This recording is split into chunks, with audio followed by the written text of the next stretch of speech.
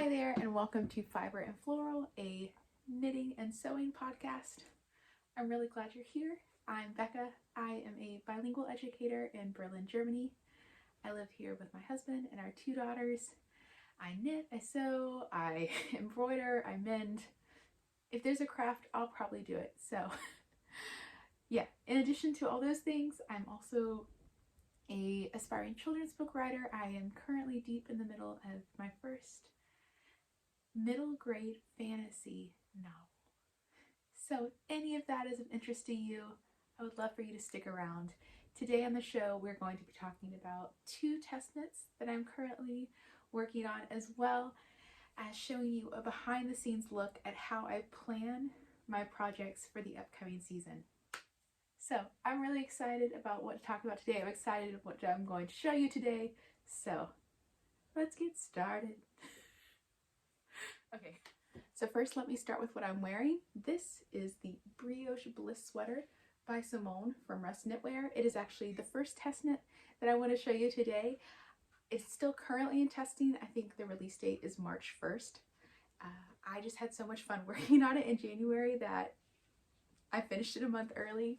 But it really is such a quick knit. I think it's knit on like a heavy DK weight yarn and 4.5mm needles, and with Brioche I think it's got like a 16 stitch gauge, and I just love the Brioche stitch. It's just so squishy and soft, and there's something so rhythmic about the way your hands do the yarn over and then the Brioche stitch, and you just get in this really lovely rhythm. And yeah, so I knit it up super quick and it's an absolute delight to wear. It's been really perfect. I think it's just the ideal winter sweater. I knit it, and here I have a ball of it here. I had 2 balls left. I deeply overestimated how much yarn I needed.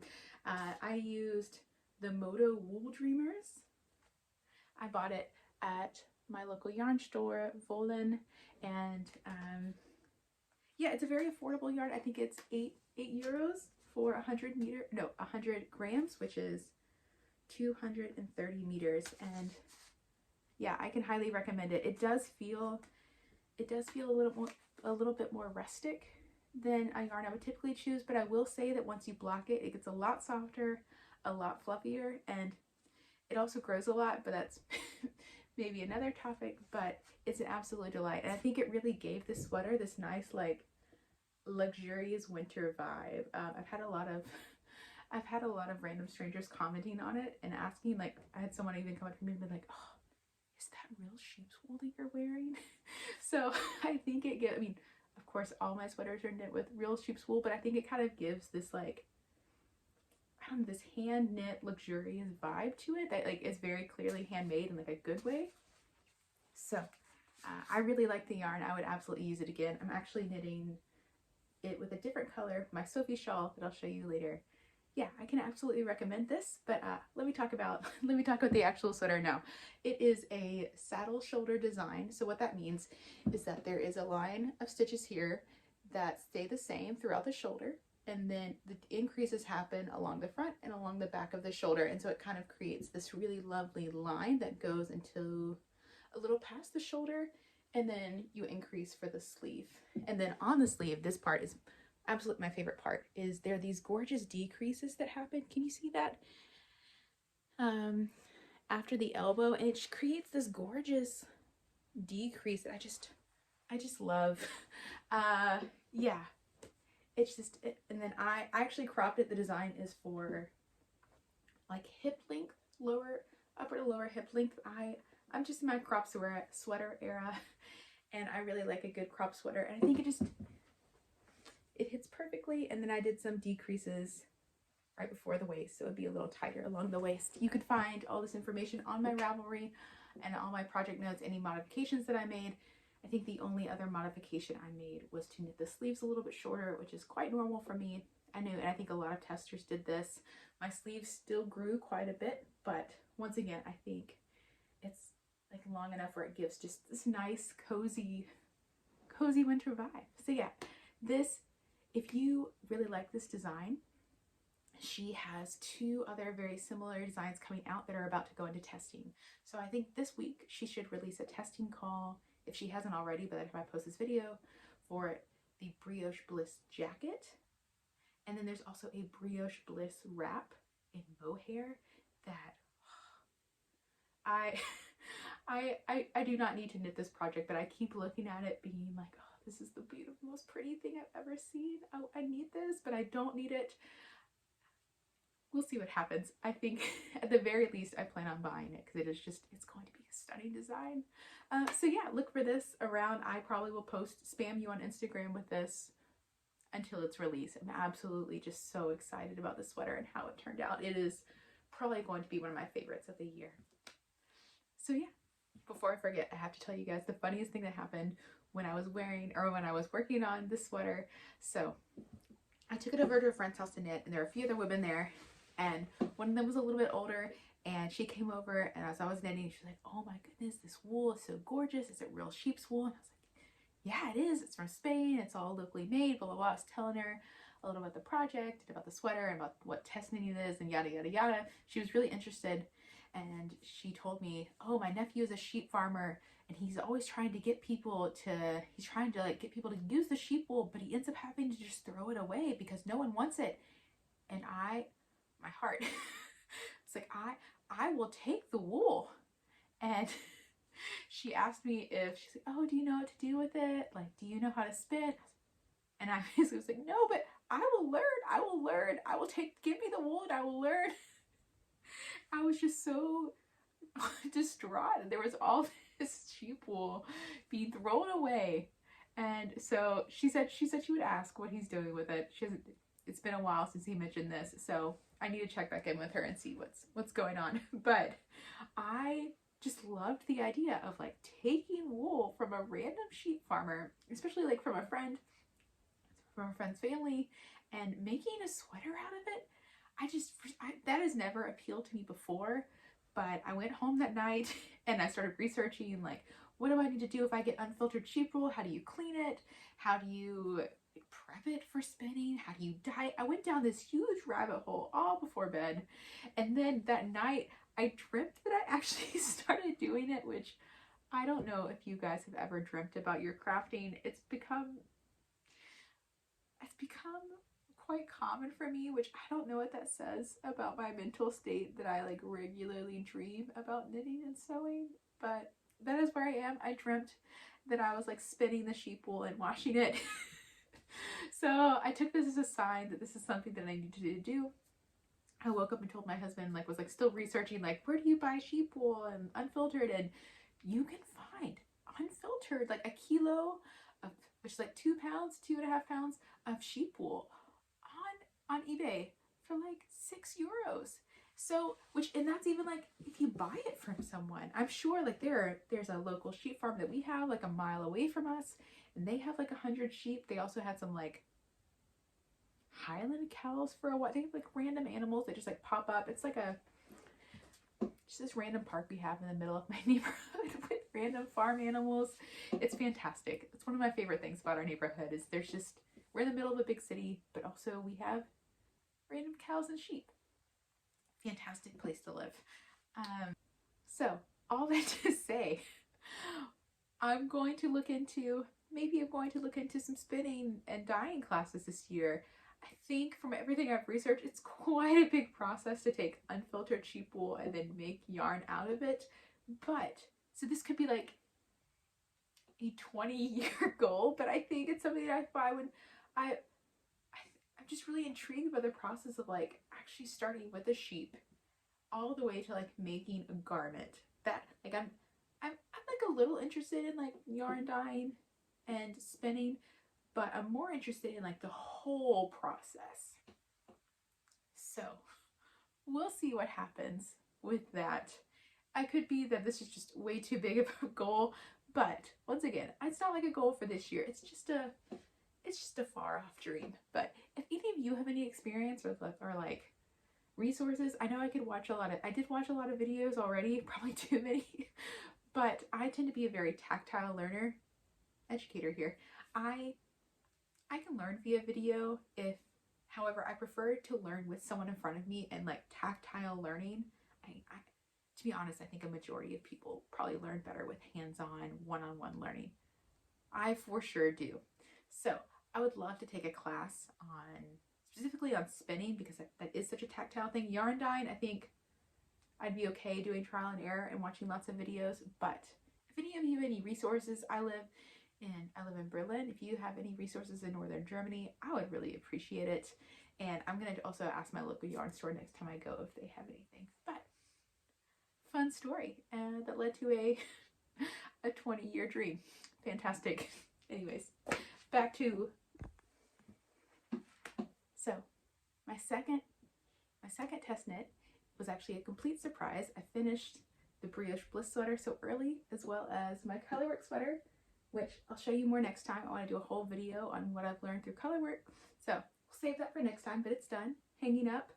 And so this one, when Joanna released a testing call for the Theodore shawl, I was like, I'll just apply and see what happens.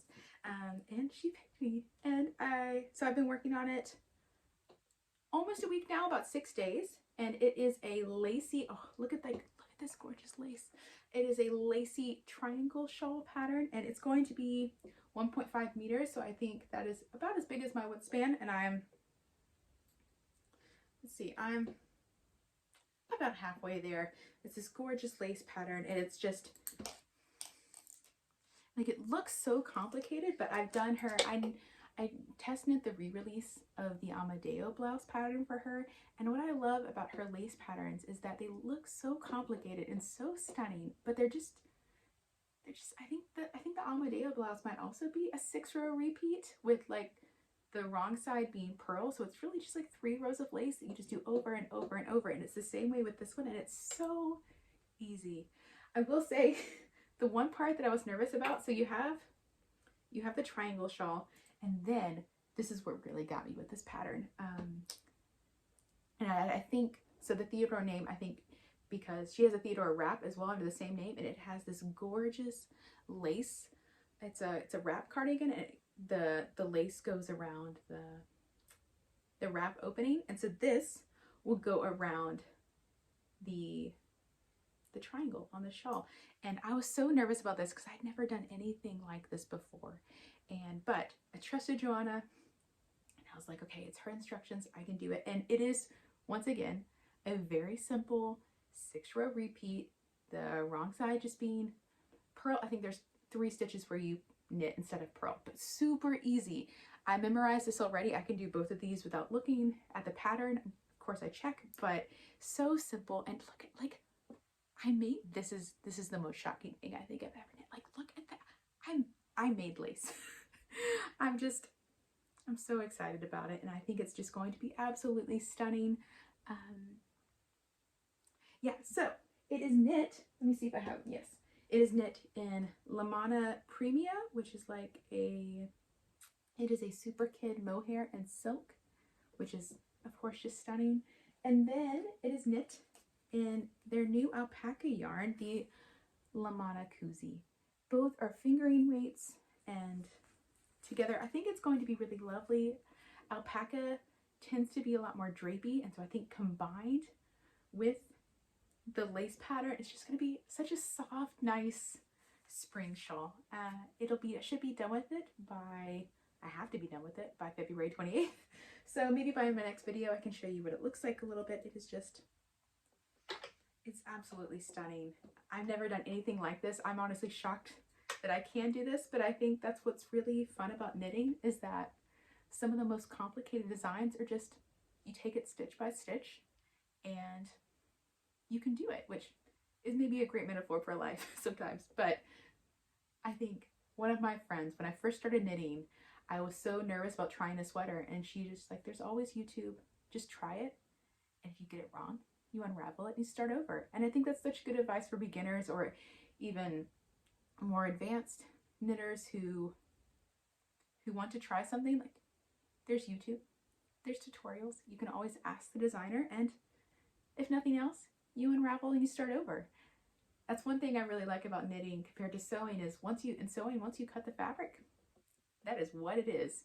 In knitting, you can completely finish a project, and if you decide you don't like it, you just unravel it and start over. No yarn lost, nothing wasted, and you gain experience in the process. But so I started this and I realized that I was doing a stitch wrong my entire life. I think it was the center decrease stitch. I realized I was doing that wrong, and I got probably 20 rows in, realized it didn't look right, did some research, watching YouTube videos, realized I was, instead of slipping together, I was doing slip, slip, knit. So I just went back, purled it off, started over. Nothing lost but time, which is fine. So this is, once again, the Theodore Shawl by Joanna by Colibri. And yeah, I'm hoping to show you guys next time. It's been an absolute delight to work on, and surprisingly, like, I'm able to do it while watching TV, which is surprising to me. So yeah, show you guys more next time. My last whip is the Sophie shawl, which I think I talked about last time was giving me lots of trouble. And then the woolly worker had a great idea. So my problem was I was not able to keep up with the increases. And I'd had my stitch marker on the increase stitch, but the woolly worker had a good idea. And all those fell off the needle, but I will deal with that later. She had a good idea to put the increase stitch on the I-cord, and that's been a game changer for me. So if you have the same problem, I think some of you commented saying that you also had a similar problem with the Sophie scarf. So if that's you, try putting the stitch marker on the I-cord. That really helped me. So I have knit a lot in the last 3 weeks since I posted that video and got that feedback, and I'm on the decreases now. Yeah, I like it a lot, and I think I'm hoping to also finish this very soon.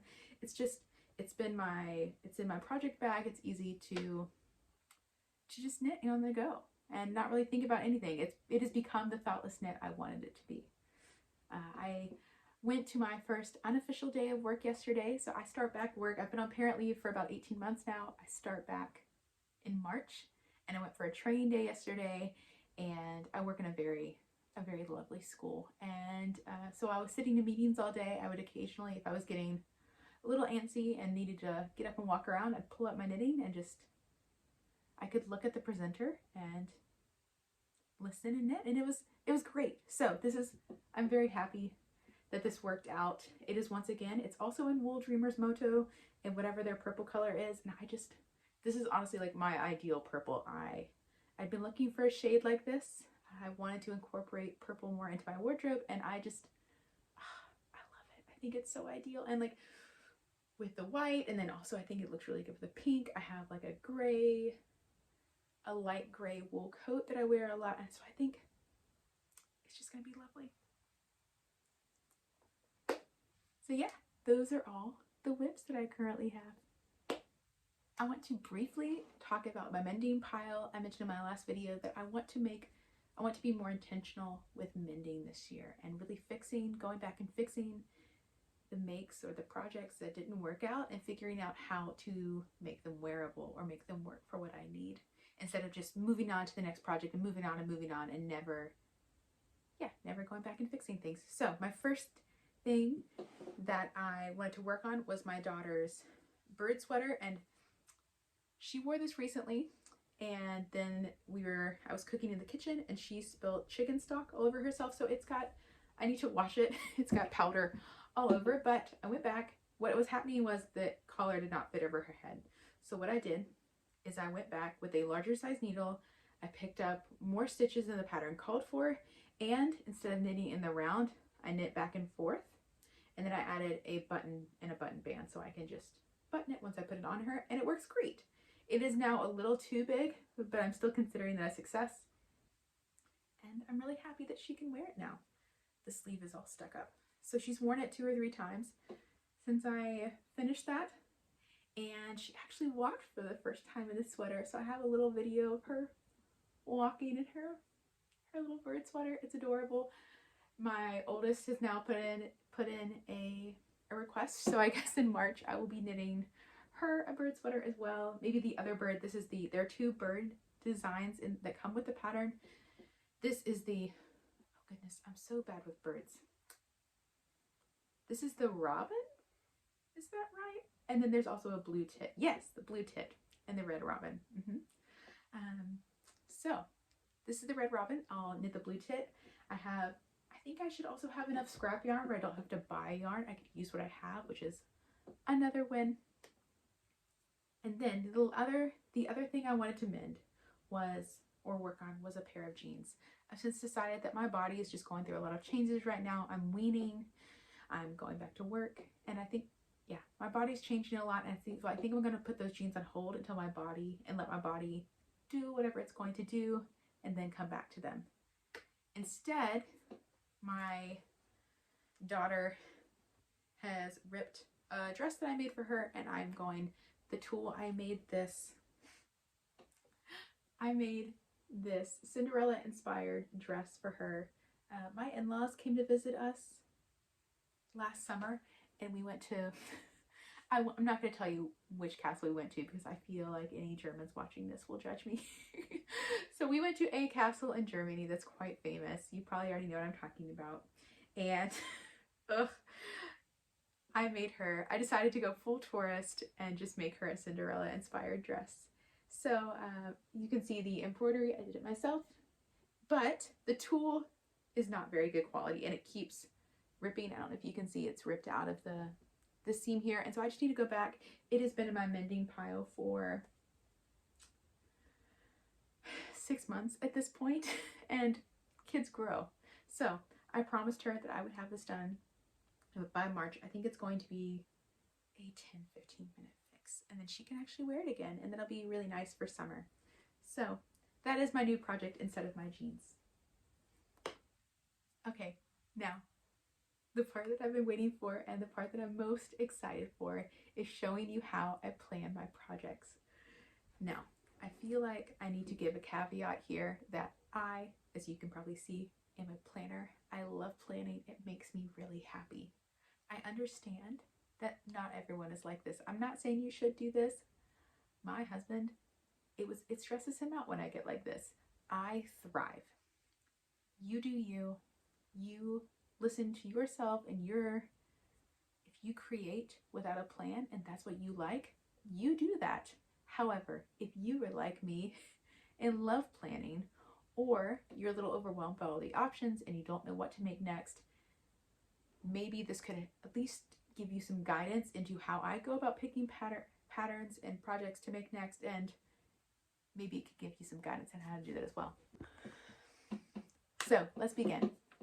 The first thing I do when I'm planning my projects is I go into Pinterest, I create a new board, and I begin pinning any kind of inspiration that I like. So I'm going to show you my board and kind of walk you through what I liked and see if there's any emerging things that come out or any patterns that I'm seeing in what I've pinned. So I mostly pin outfits, but I will also pin patterns that appeal to me. Sometimes that ends up being wallpaper, or I'll pin, if I find yarns that I really like, I'll pin those product pictures. So you can see I pinned a few sweater vests, which I have one and I really like it. I would like to add a few more to my wardrobe. I pinned a lot of plaid skirts. You can see some collared shirts emerging, which is quite surprising to me. I think this is why this is so helpful to me, because I actually ended up pinning a lot of blouses with collars, which is not a look that I'm normally attracted, specifically short sleeve blouses with collars, which is, yeah, something that I've never really been interested in.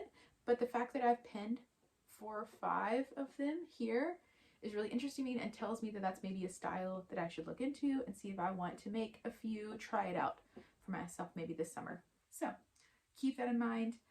There's always, every single Pinterest board I've ever made contains a lot of floral midi skirts. This time, what was interesting about that is I pinned a lot of floral midi skirts with lacy cardigans. I probably pinned 2 or 3 of those. More plaid skirts, specifically also noticing plaid skirts with chunky white sweaters or cardigans. This one has some level cables that'll come up later. More plaid, more chunky sweaters, more white chunky sweaters. Yeah. Oh, this was interesting. Another thing I noticed was linen skirts. I pinned a lot of linen skirts, also specifically with embroidery on the waistband, which I think this is beautiful. I would have never thought to do that. and it's actually quite an easy project. I think I already have some embroidery patterns I could use to make this, as well as fabric and a pattern that I could use. So that might be something I end up making in the future. More plaid, more sweaters. So you're seeing that as I've pinned, there's some themes that have emerged. So after I've pinned all those images and began noticing some themes, I will pick 6 to 8 images from there that I think really represent the vibe of the mood board, or the vibe of the Pinterest board, and then put them into a single page mood board. So you can see, I'll post the mood board here so you can look at it. You can see that once again there's a few chunky white sweaters. There's the embroidered skirt that I talked about. There's the lacy cardigan and the cabled cardigan. There's a few floral skirts. So this kind of, I think, incorporates everything that I noticed about the mood board and that I was repinning over and over and over. From there, I look at what colors are represented and I just do that little droppy thing and I make a color palette. I also kind of name what those are. So like I saw a lot of plaids, moody earthy colors, soft florals. I also noticed like a subtle 1940s vibe, which is once again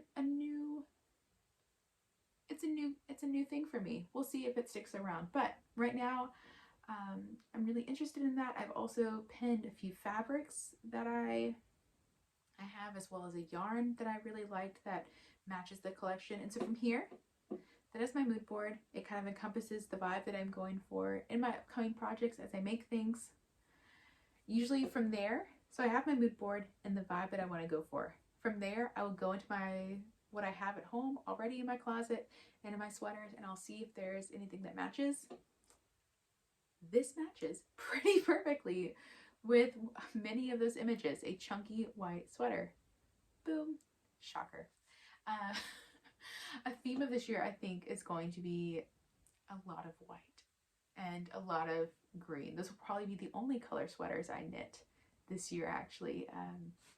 So I went into my wardrobe and I kind of wrote down a list of dresses and skirts and things that already fit that vibe. I actually have a lot that already goes with this, which I wouldn't say that this is actually my current style. It's more of an aspirational style for me. But I actually have a lot of things that I could tweak to make it work in this vibe. So I'm quite happy, actually. So from there, I just started looking at this and be like, oh, for a lacy cardigan, I can look on Ravelry. I searched through, I tend to like a DK weight, so I searched through DK weight cardigans with a lace concept. I looked through a few. I really like I think it's the Priscilla cardigan by, who's that by? Mardzena Kolacek. I really love this. I'll post a picture here.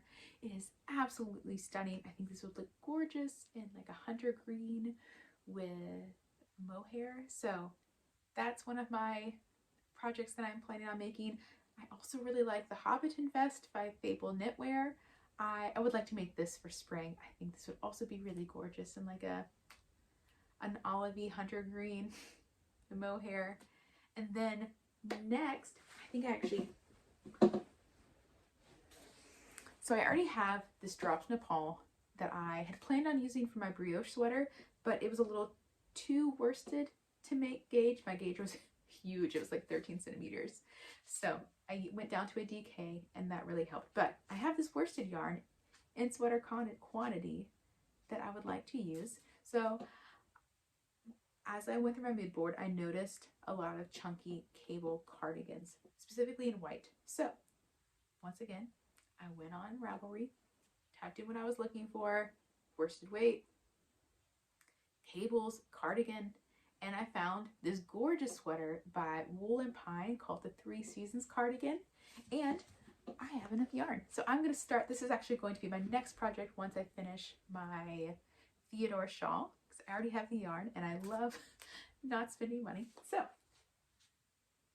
this is going to be my next project. So those are my 3 knitting projects I have lined up based on the inspiration of my mood board.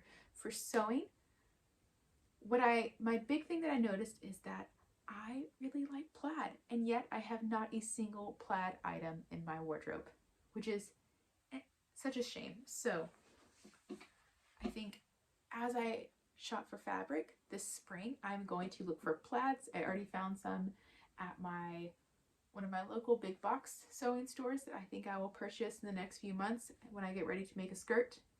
I'd like to make 2 plaid skirts. Oh, I actually already have some. I do have plaid. I just have, so I'll use some from my fabric stash. I'll make a plaid, maybe make 1 or 2 plaid skirts, and then I would also like to make a blue flowy midi skirt. I think I have that fabric. Hang on. So I have this gorgeous viscose already in my stash that I bought from a local fabric market. I bought so much of it. I think I got this for €1 per meter. It may not be the best quality, but we'll see. I can never really tell sometimes until I sew it up. So I think I want to make this a gorgeous, like ridiculously overly ruffled, tiered ruffle skirt. I already have one in orange, but I think I wear it a lot and it's almost worn to pieces. I've probably worn it a couple hundred times at this point in the last few years. So I think another one could be needed. I think that would be really nice for spring, like with a chunky sweater. I think that would be really lovely. So those are 3 knitting projects and 3 sewing projects that I've planned out for the next few months that should get me by. Yeah. Let me know what you think about my process and if it helped or not, if you do something similar. If you're interested in going deeper, I can recommend there's a free resource on the Love to Sew podcast. They have a free worksheet that'll walk you through this step for step. It's what I've used for several years. It is called the Design Your Own Wardrobe worksheet. It is designed with sewing in mind, but I do use it for knitting as well. There's also, if you are a sewist, there's also the Seam Work has a very in-depth Design Your Wardrobe? One of them is called Design Your Wardrobe courses.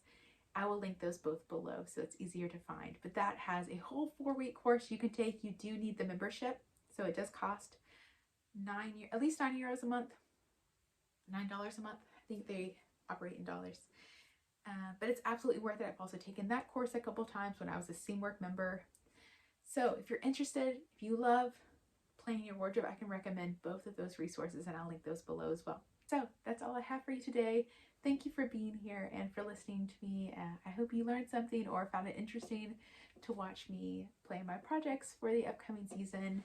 And yeah, I'll check back in a few weeks and I'll be sharing my first color work as well as some tips I have. And there might be a giveaway because I used Anna along avec Anna's color workbook and I accidentally bought 2. So stick around. I'd love if you subscribed. Yeah. Say hello. Bye.